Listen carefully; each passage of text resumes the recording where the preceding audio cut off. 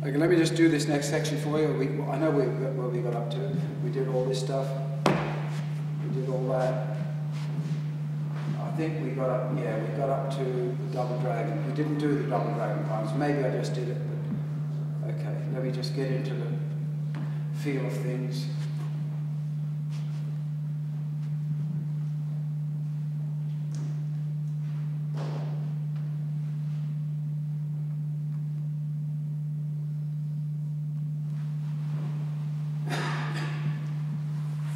This way so you can see from where you're sitting. Okay. So here.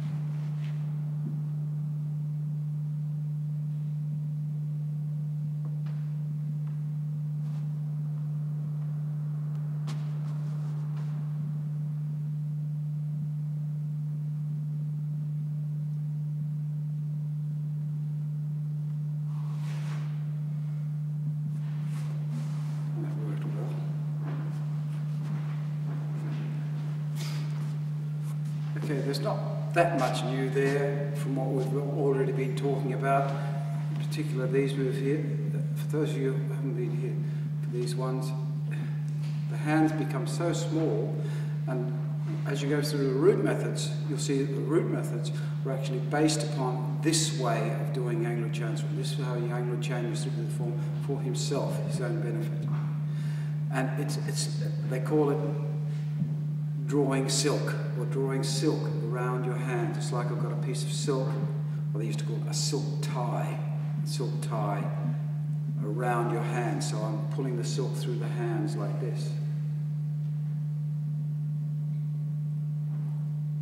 It's like you're doing a very small version of wave hands like clouds. That's this movement here that we did. And you'll notice that was a tremendously explosive move there. It had nothing to do with me. It's just that movement there is, someone else said, is there any gathering? Oh, well, there's gathering in the form, of course. This is a gathering Qigong. Because it's so small, it's gathering energy and really concentrating it down into the Dantian, so that when you do the Fa Jing movement, it's just like an explosion. It just comes to a dead stop, and then, of course, you're dropping right down very low.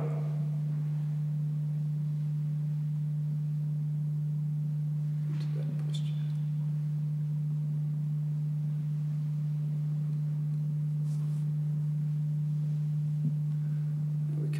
first new move really, and that's the different type. There's the dragging the silk across your wrist, and notice how the hands are still staying around about the CV14 or around midway in the heart position. So basically the hands pretty much stay. You're not going to have movements like this. So the Stork Spirit's wings is going to be like this. And there's a different. So this is all the same. We've done this before. Brush knee twist it around the wrist again, drawing the silk. So the only difference, the new move here is some drawing the silk around my hand this way. You can actually feel the heat coming off your hand. Now this is as low as you can go until you start to shake, and then take your heel straight out. But while you're down, see there's no bobbing up.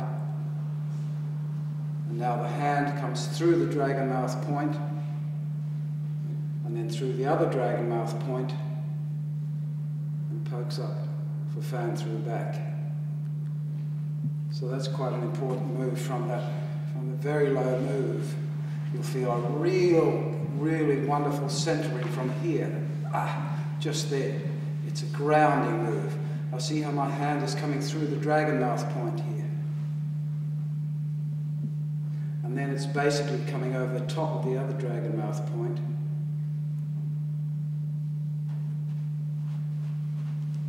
This move is quite lovely as a grounding movement as well.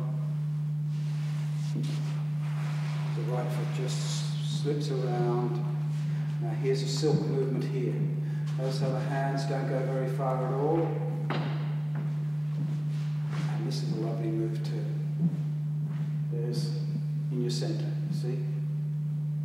This move here is a fantastic centering move because you're doing the silk around your hand while you're on one leg, doing the S shape.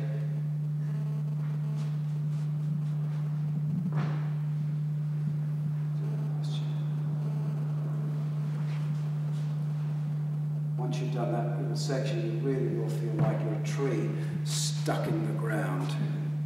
Of course, as we get through this, there's no need for me to go over it in such great detail because we're covering the principles of this thing. When there is a different move, like you go as low as you can, and this move might be a little bit different there, just there.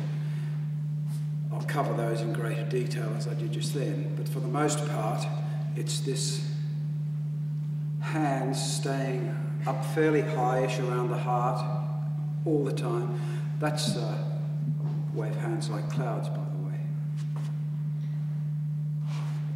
That's how that will happen, up through the dragon mouth point and so on. And when we come to do the applications, you'll see that application is actually based upon that particular